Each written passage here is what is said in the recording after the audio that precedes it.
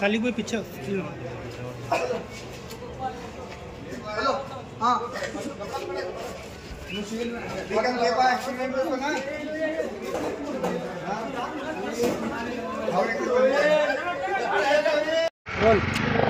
आज 6 वाजण्याच्या समोरास हैदराबाद रोडला एक सिमेंटचा बंकर हा वेगाने जात असताना तो त्याचा ताबा सुटला का टायर फुटला हे अजून माहीत नाही, परंतु तिथले करून खाणारे दुकानदार, फॅब्रिकेशनमध्ये काम करणारे, गॅरेजमध्ये काम करणारे हे 2-3 दुकानामध्ये शिरलं.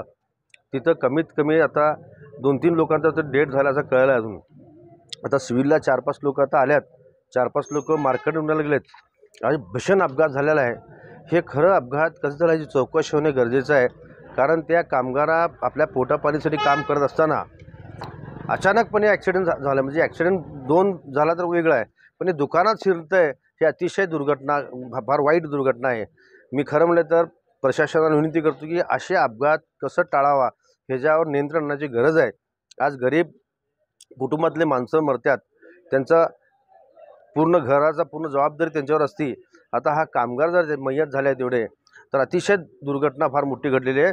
मी पोलीस खातं असू द्या किंवा प्रशासन असू द्या यांच्यावर विनंती करतो की असे अपघात होऊ नये, कारण रस्त्यावर जात असताना एवढा मोठा अपघात होत आहे. अजून तो बंकर सोलापूर शहरातून जाताना सुद्धा अतिशय वेगाने चालवतात, ह्यांच्यासुद्धा यंत्रणाची गरज आहे.